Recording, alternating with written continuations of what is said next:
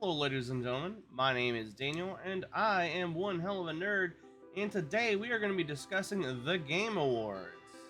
We're going to go through and we're going to vote on all of the games we believe deserve those categories. And we're going to, to the end, see what happens.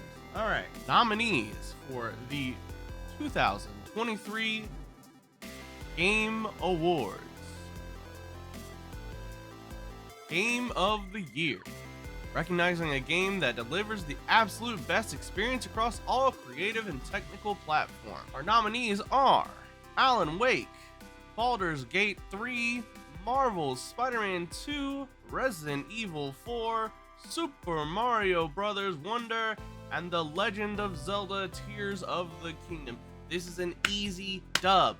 Game of the Year only belongs to one of these, and it's not even a question. It's Baldur's Gate, baby. Baldur's Gate to the moon and back, baby. You know what I mean? Baldur's Gate was such a phenomenal game. It came out 100% completed. No bullshit. No, hey, you're only getting half the content up front. No. This game came full, delivered, and ready to fucking go. Ready to fucking rock cocks. You know what I mean? Best Game Direction. Awarded for outstanding creative vision and innovation in game design and direction. I'm not going to list the nominees because they're all the previous ones, which means Baldur's Gate, baby! Baldur's Gate to the moon! You know what I mean? Fuck yeah. It's just too good. It's just too good. Best Narrative. For outstanding storytelling and narrative development in a game. Now, I'm not gonna lie to you, this one kind of took me for a second, right?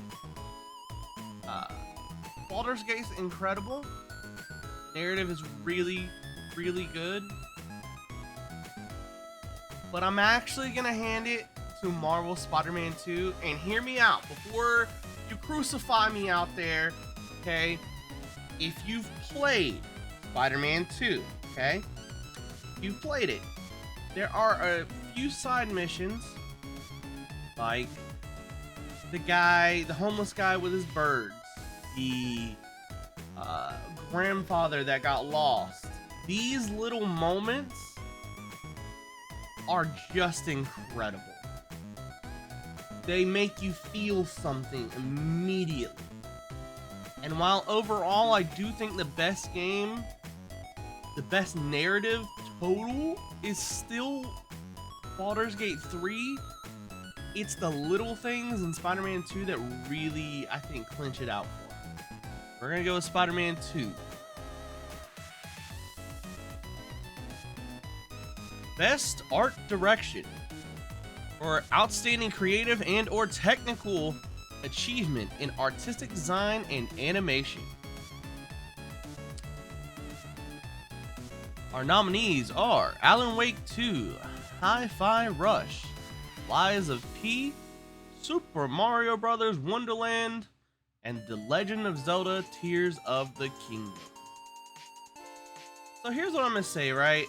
Legend of Zelda Tears of the Kingdom, I know everybody's hype on this game and thinks it's so good, but here's my issue with it. It's just Breath of the Wild with a few extra things, right? So that's why I'm probably not going to vote for it. Probably at all, right? That's kind of out for me. Alan Wake is a dead game series I have no give a fuck about. Just none. I just don't care. You know what I mean? It is nothing to Remedy Entertainment or Epic Games Publishing, whatever. But it's just, I don't care enough. I just don't. And as far as art direction goes, Super Mario, and that basically narrows it down to Lies of P and Hi-Fi Rush. And as much as I love the artistic style of Hi-Fi Rush, Lies of P really, really just came through with this incredible, ominous feeling, this incredible atmosphere of this weird mechanical. It's so good. I'm gonna give this to Lies of P. I think the Round 8 Studios team worked really hard on it, and they deserve that W. Best Score and Music for outstanding music inclusive of score, original sound, and or licensed soundtrack. Alright, Alan Wake, we know, don't care about at all. Legend of Zelda, don't care about at all. The Final Fantasy 16, look, Final Fantasy always puts up an incredible score, but it's all similar to the last Final Fantasy. I don't feel like we get to a point where it's dramatically different from the other Final Fantasy sounds, so that's out for me. This narrows it down to Baldur's Gate 3 and Hi-Fi Rush, and I know you're probably thinking, I'm just gonna vote Baldur's Gate 3. You're wrong. You're wrong, and you know you're wrong, okay?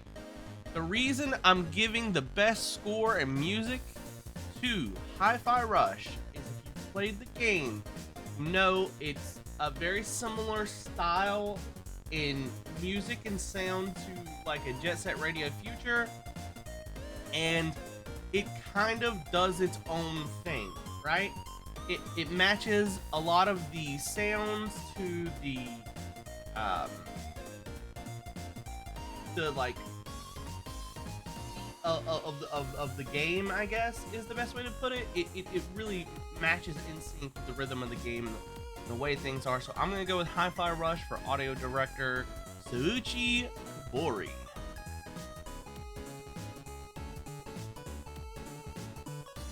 Alright, best audio design. Recognizing the best in-game audio and sound design. Alright, so we know Alan Wake's out.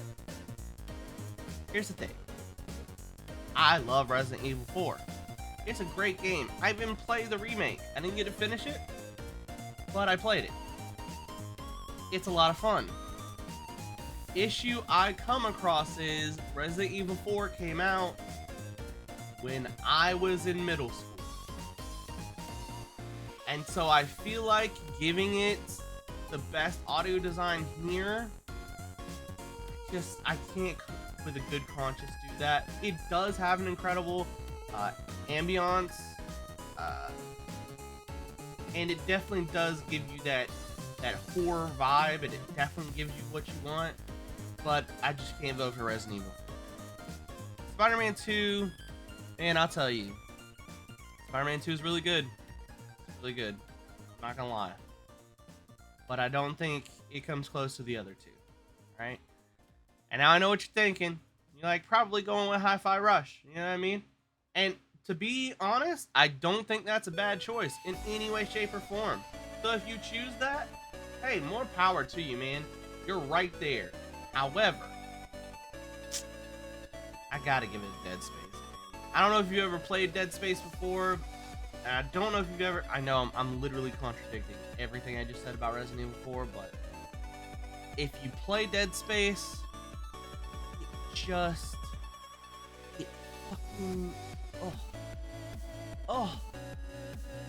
just feels good. It just feels good and right.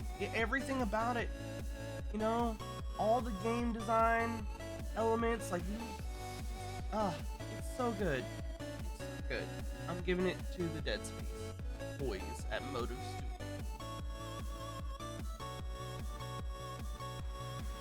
Now I want to say, there's a huge non-include in the audio category that I'm a little upsetty spaghetti about, and that's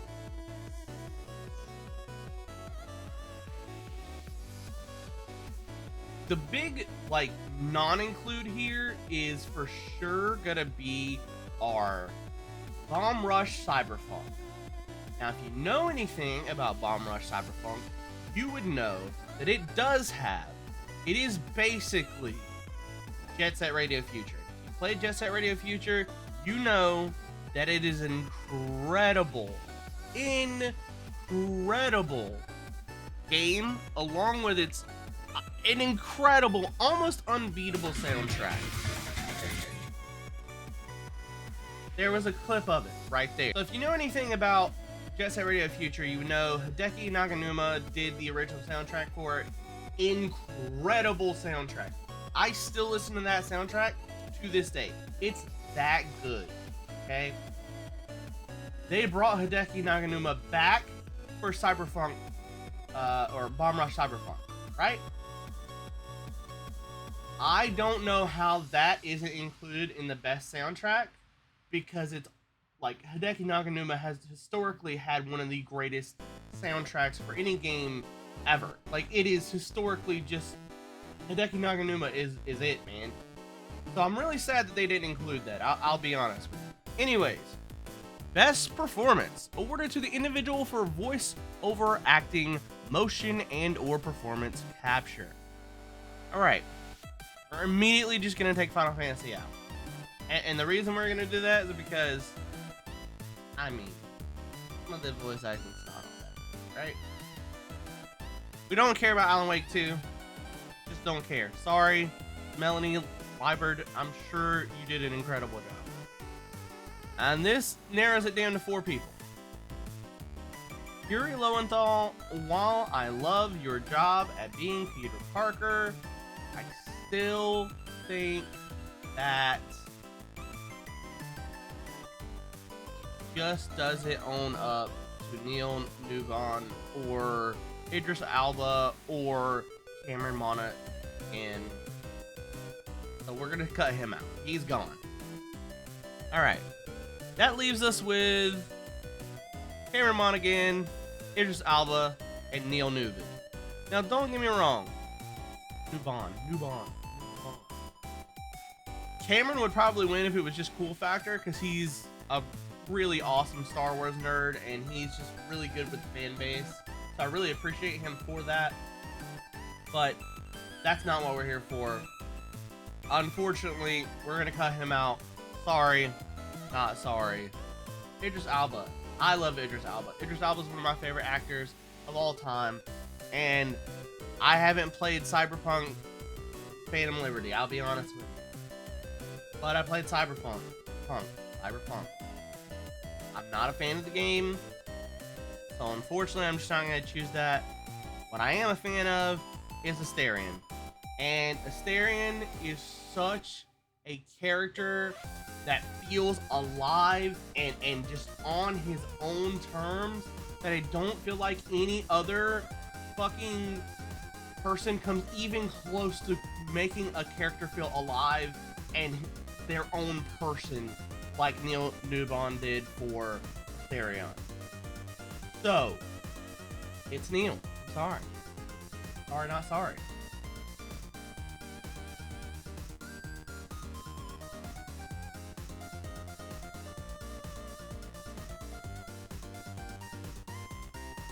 Alright. So, innovation and accessibility. Recognizing software and or hardware that is pushing the medium forward by adding features, technology, and content to help games be played and enjoyed by an even wider audience. So let me just tell you, Blizzard will never get a fucking W from me. They're out. Diablo 4 was a fucking clusterfuck. I don't care if it has innovation and accessibility. It was a disaster of a game. Fuck you, Blizzard, for ruining an amazing game. I played Diablo 2, grew up on it, fantastic game. Diablo 3 was meh, and Diablo 4 was okay, but there was so much content lacking. So Blizzard, fuck off. Forza Motorsport, I mean, if you're watching the stream, which you should totally do so, down here.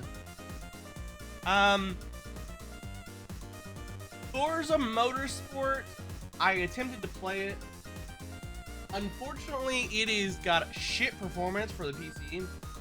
But while I was in there trying to figure out how to get my controller recognized, I saw the incredible accessibility options. There are a lot. I mean a lot of accessibility options. So, kudos for Forza. However, we're not going to choose Forza. Hi-Fi Rush, sorry, not sorry, you're out of here. This leaves Marvel's Spider-Man 2, Mortal Kombat, and Street Fighter 6. And here's the thing. Helps games be played and enjoyed by an even wider audience. This doesn't necessarily mean helps with people who have color blindness or a disability or something of that nature. It also means just widening the player base, okay? So we're going to take Mortal Kombat out because it's Mortal Kombat. There's not really much of a difference between it and another Mortal Kombat. I mean, yes, there are differences. Don't get me wrong. You do have the tag system that's in there. However, it doesn't make it more accessible or less accessible to a new player. That's out. Spider-Man 2 has a lot of accessibility options. And I mean, everything from every color shader for every single item in the game. So, so what? I'm sorry. Street Fighter 6 has got it. They included the, I think it's called modern fight style or whatever, and it makes it so that any player can just get in there and fucking do it. You know what I mean? Yes, does the community look down on those players? Sure. But the players who are getting into the game and just want to fucking learn how to play it, fuck those gatekeepy fuckers. I'm one of them, but fuck me too. You get to play the game, and you should be able to play the game. You shouldn't have to put hours and hours and hours and hours of time right out the gate. You need to know if you enjoy the game first, and then once you realize you enjoy it, you want to have the pride in being able to fucking learn the moves yourself. Then you can go back to fucking classic. So, Street Fighter 6 has got my vote.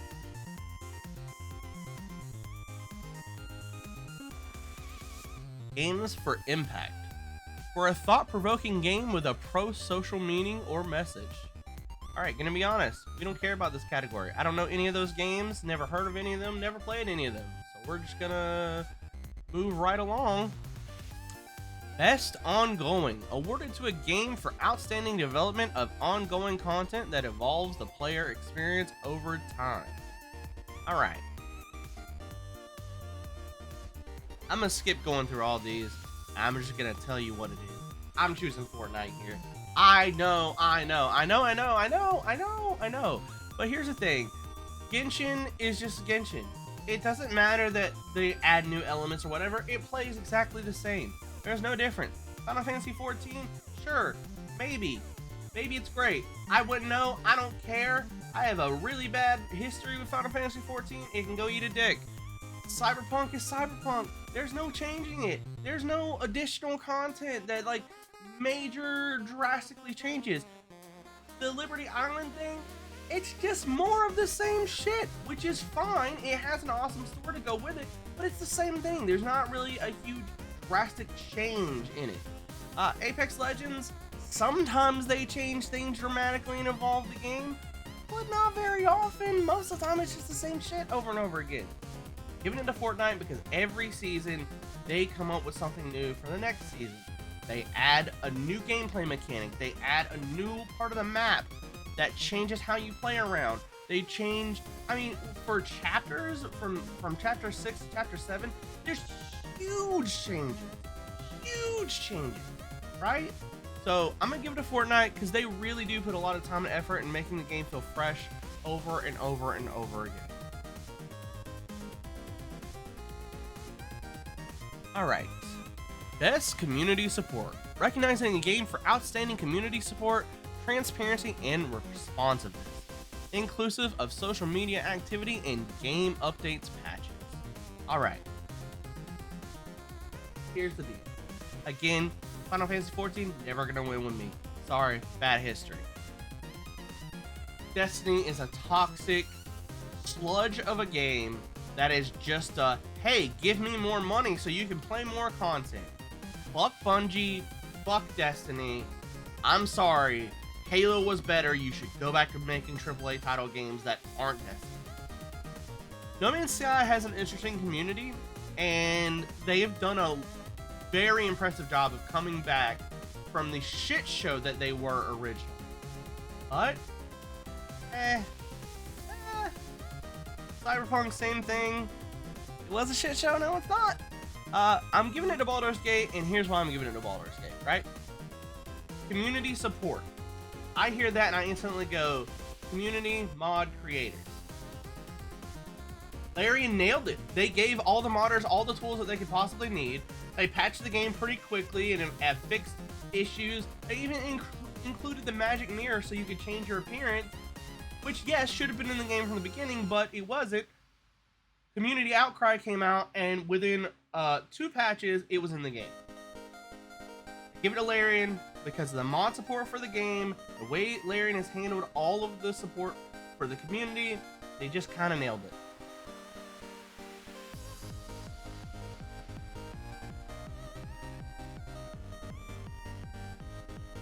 Alright, best independent game for outstanding creative technical achievement in a game mode outside the traditional publisher system.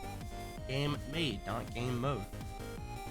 Alright, this is an easy dub, okay? You ready? You ready? We're just gonna move right over here and we're gonna click Viewfinder. If you have not seen Viewfinder, you are living under a rock and you need to go watch Viewfinder. It is this incredible game where you take a picture and then you basically create the picture in 3D space right in front of you. I can't explain it very well, but please God, I might even include a little clip right here. Viewfinder is, I think, one of the most incredible games I've ever seen. It will blow your brain out the side of your head, and it just is so phenomenal. Honestly, Sad Owl Studios, you deserve all the success for this game. It's incredible.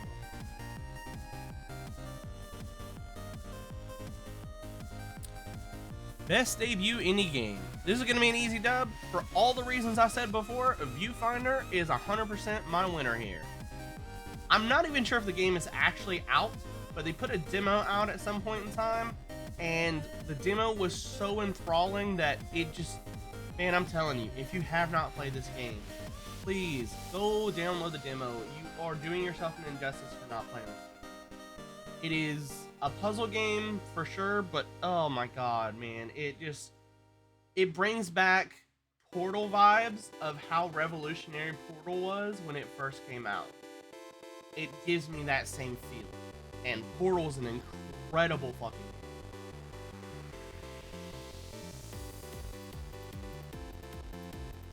Best mobile game. For the best game playable on a mobile device. Look, Hello Kitty's not gonna get it. Sorry, not sorry. Don't know what Terra Nil is? Sorry, not sorry. Monster Hunter now? I'm sorry. There's no. I'm putting Niantic up for that. I'm just not. Niantic is such a cash grab company that all they care about is microtransactions. So fuck off. I'm sorry. Honkai Star Rail and Final Fantasy VII Ever Crisis. Now, I've never played either of these games. I've seen both of them. I think Honkai Star Rail is a really good game, but Hoyoverse has a predatory gacha system, and I'm just not about that. I've played Genshin Impact for a long time, and I really enjoyed the game, especially the world they created. The problem I found with Genshin is that over and over again, I was left with hey, spend $100 to get this, and I just don't want to do that. So we're gonna give it to Final Fantasy VII Ever Crisis. I love Final Fantasy VII. I love Zack. I love being able to play as Zack, so it just kind of fits. Best VR, AR, or the best game experience playable in virtual or augmented reality, irrespective of platform. Here's the thing. I have an Oculus right there. I've never played any of these games. I have no dog in the fight. Get that. Best action game. For the best game in action genre focused primarily on combat. Armored Core 6, Fires of Rubicon, Dead Island 2, Ghost Runner 2, Hi-Fi Rush, Remnant 2. Now here's the thing. I've not played Dead Island 2, but I played the original Dead Island, so I have a general idea of what it's going to be like. I actually haven't played Armored Core 6, but I've watched a lot of gameplay of it. It's an incredible game, and I definitely think it deserves some wins, but not here. Hi-Fi Rush, it's a fun game, don't get me wrong, but I don't know if I'd say it's the best action game. That leaves us with Remnant 2 and Ghost Runner 2. I love Remnant. Remnant is a lot of fun. My roommate plays it all the time, and I've watched him play a lot of that game. It seems like a lot of fun, but the issue I have with Remnant is it feels too reminiscent of Souls games. And I know it's supposed to be a Souls game, but the art style just feels like I'm in a Souls game. Whether it be Bloodborne or it be fucking the Dark Souls. It just feels like I'm there instead of in its own unique world. You know what I mean? So we're gonna give this to Ghost Runner 2. If you've ever played Ghost Runner, you know it's a phenomenal game. It's a very quick, action-packed, fast-paced game with parkour and shurikens and katanas and robots. It's a lot of fun. I've had so much fun playing through Ghost Runner. And yeah, that's who's gonna take the dub for me.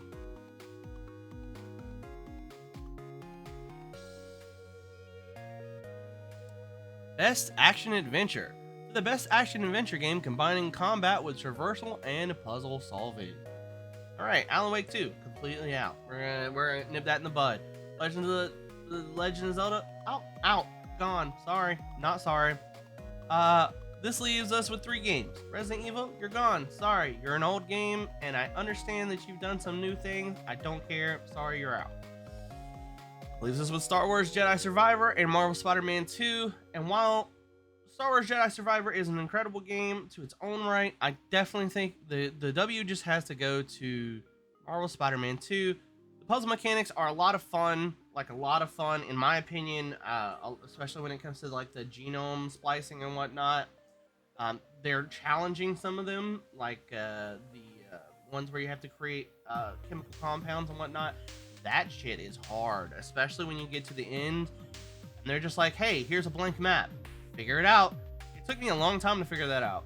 The swinging mechanics are bar none. There's nobody who compares in traversal mechanics.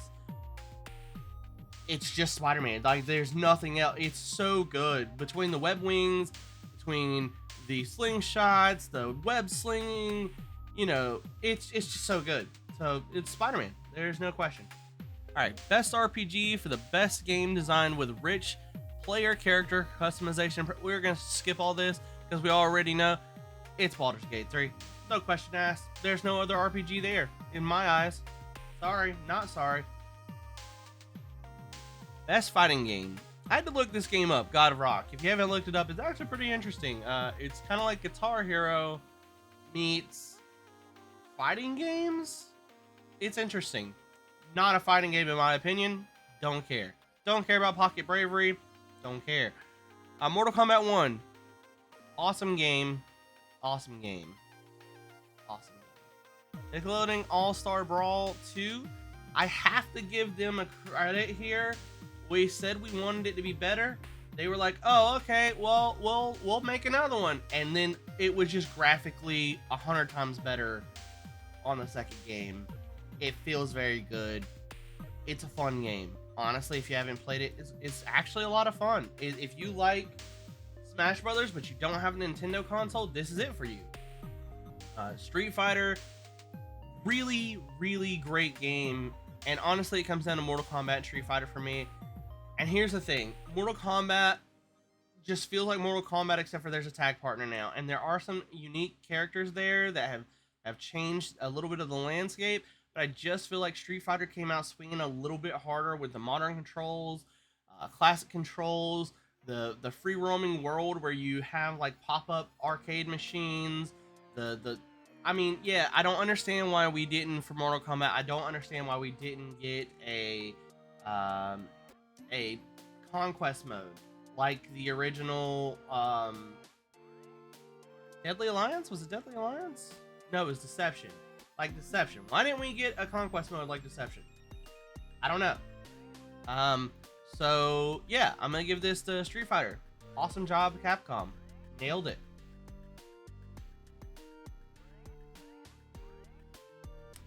Best family. For the best game appropriate for family play, irrespective of genre or platform. I don't know what Disney Illusion is, it's out. Pikmin, man, I'm so done with Pikmin. I don't give a fuck about Pikmin. You're out. Super Mario Brothers Wonder. I don't know. It's not my jam, I feel like. Parting Animals. Great game. I do not feel like it's for families. It gets very aggressive very quickly. People start yelling at each other like, how dare you? And, you know, I don't know. So I'm actually going to go with Sonic Superstars. My son and me are huge Sonic fans.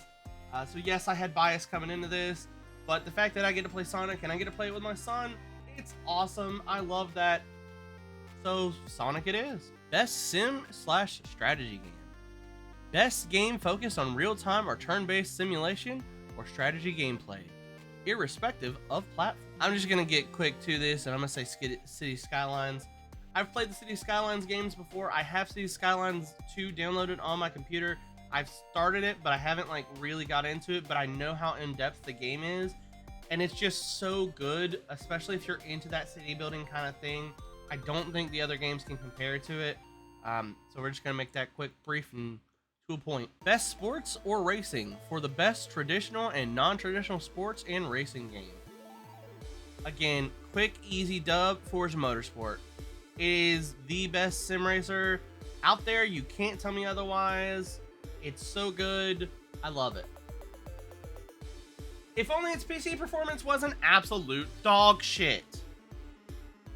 Best multiplayer for outstanding online multiplayer gameplay and design, including co-op and massively multiplayer experiences, irrespective of game genre or platform.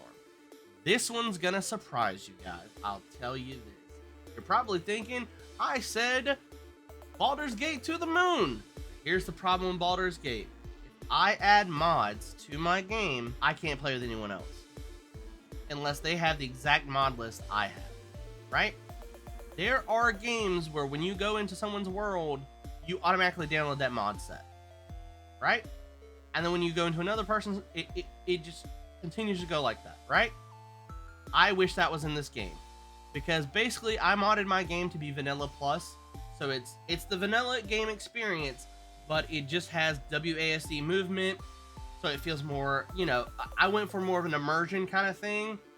So I got things like the immersive UI, where it makes the UI disappear when I don't need it, stuff like that. And if everyone doesn't have those, that's it. It's over. It's a wrap. I can't play with those people. And because of that, I have actually not been able to play it with other people because of this. So it's actually a no for me from Baldur's Gate. Diablo, you know how I feel about Blizzard. Street Fighter 6, great game. I almost got me here. Super Mario Brothers Wonder, nah, bruh. I'm actually gonna go with Party Animals because I think it is an incredible multiplayer game. If you have seen the game, it is a lot of fun. And if you get a bunch of your boys together and you get in Discord, yelling at each other, talking shit, it's so much fun. It creates very fond memories, reminiscent to that of Among Us. So yeah, I think this is an incredible game. It definitely deserves it. Good job, Recreate Games. Best adaptation. All right, I want you to know this one immediately. I know which two it narrows down to immediately. I haven't seen Twisted Metal, but I've seen enough of it to know that it doesn't honestly really give a straight adaptation of what Twisted Metal is. I watched Gran Turismo. Great movie, not what Gran Turismo is. Castlevania Nocturne, great. I love the Castlevania series. I think Castlevania Nocturne's incredible, but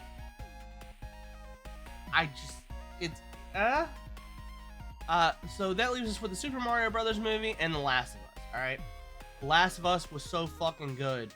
But the thing about The Last of Us is if I didn't play the game, I wouldn't know it was a game like adaptation. So for me, I'm gonna go with the Super Mario Brothers movie, and the reason is there is direct lines of the game that are imported into the movie, and it definitely hits every Easter egg for Super Mario, whether it be Mario Kart, whether it be this, that, the third. Every bit of it is just good. So, it was Mario Kart. I mean, Super Mario. Mario Brothers movie. For sure, for sure. Alright, the most anticipated game. Recognizing an announced game that has demonstrably illustrated potential to push the gaming medium forward. Alright, here's the deal. Like a Dragon Infinite Wealth, I've played the Yakuza games. They're fun. I don't think this is it for me. I don't care about it.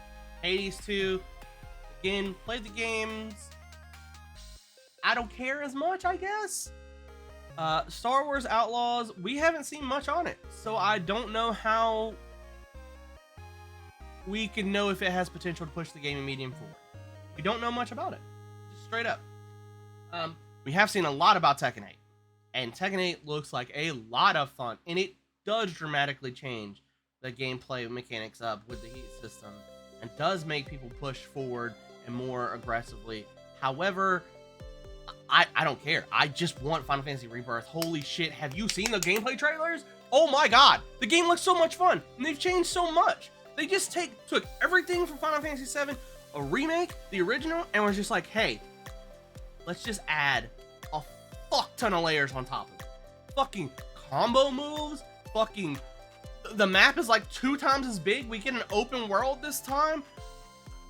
There are whole parts of the original Final Fantasy VII that got no time of day because it was a PlayStation 1 game that now have complete stories for them. I'm so hyped for this game. It deserves every bit of everything. They're changing the story up to Zack is now a part of the story now. I love it. I don't care that it's not original, like beat for beat exactly how the original was. I don't care. This game's incredible. I love Final Fantasy VII. Let's get it. Sorry, that was a lot. But yeah. Content Creator of the Year. I don't know who any of these people are except for Cypher PK and Iron Mouse, and I'm gonna be honest with you, Cypher PK ain't my jam. I don't watch VTubers, so we're clear. I don't like VTubers. To me, I think it's a coward's way out because you're not showing your actual face, and you know that it has a direct kind of like link to whether or not somebody watches you or not, right? The reason I like Iron Mouse is because of the reason that she's a VTuber. It makes sense that she can't show her face because she's always in bed. She's sick, you know? And she's funny as fuck. Like, people end up watching VTubers not because they're interesting or whatever, but because they like the model that they chose. Iron Mouse could be a fucking stick figure, and I'd laugh my ass off and watch her because she's fucking hilarious. I mean, honestly, truly. I don't watch her religiously like some people, but I'll tell you what, if you ever get a chance to watch some of her content, she is fucking hilarious. She is hilarious, and I love her to death. I swear to God. I just want to hug her and tell her everything's going to be okay. I swear to God. Best esports game.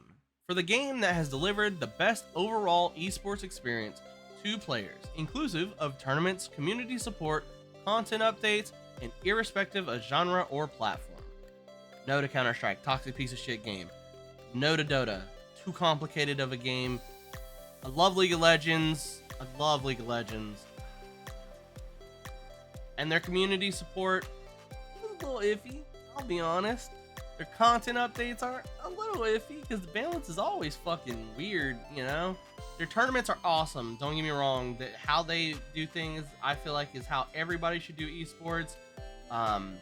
Granted, NA sucks and always will suck unless the teams stop fucking importing people from every other country thinking that that's the answer and just learn how to develop our own fucking people and we get our own fucking super servers. But, you know, that's a whole other rant for a whole other video. So I'm going to give it to Valorant. I've been playing Valorant a lot if you've been following my stream. Again, below, follow the stream. I play a lot of Valorant lately and the game is just so good. It is a huge learning curve for me, and sometimes it makes me want to throw things up against the wall, but love the game, love what they're doing with it. They keep pumping out agents to introduce new, more interesting gameplay loops, and I just think that they're nailing it, because it's Riot, and everything that they've done with League of Legends, they've kind of done for Valorant, just in a slightly different way, and I love it. It's great. Best esports athlete. I don't know anybody except for Ruler and Faker. And honestly, Ruler, get fucked, nerd. You came up here, thought you was gonna build your goddamn golden road. Joke's on you. All roads go through Faker, motherfucker. Get wrecked. Y'all got fucking 3-0'd. Let's go. T1, baby. T1 for Worlds. Can't wait to watch Faker whoop that ass tomorrow.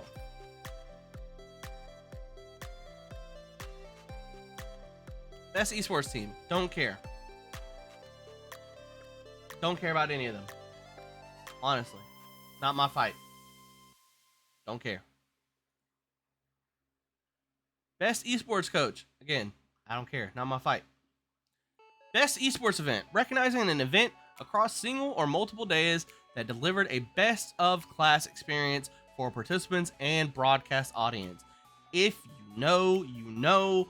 There is nothing like League of Legends World Championships, baby! Nothing like it! EVO was a close second, I want you to know. EVO was a real close second. I love EVO. I love everything about EVO. But League of Legends, man! The way they do Worlds is the way that, like, almost close to what mainstream sports does for their shit. I love League of Legends. I love how they handle their shit. They get the votes. Hell yeah, let's go. Look, Shocks and God, I can't remember their names. I just know Shocks because she's been the host forever. Oh, that's it. We're done. We're done. Round of applause, everyone. We did it. We did it. All right. All right. So that is my list of nominees for 2023 Game Awards. I hope you enjoyed this content. If you disagree with me, please feel free to leave a comment below. And if you're watching this on TikTok, well, you'll probably see this in bits and pieces, so you won't even see this part of the video. Thank you for joining me for this time. I know the video ran a little bit longer than I wanted it to, but there's a lot of categories this year. Thank you for joining me again. Have a wonderful day, and please remember to tell somebody you love them. You never know when they need to hear it.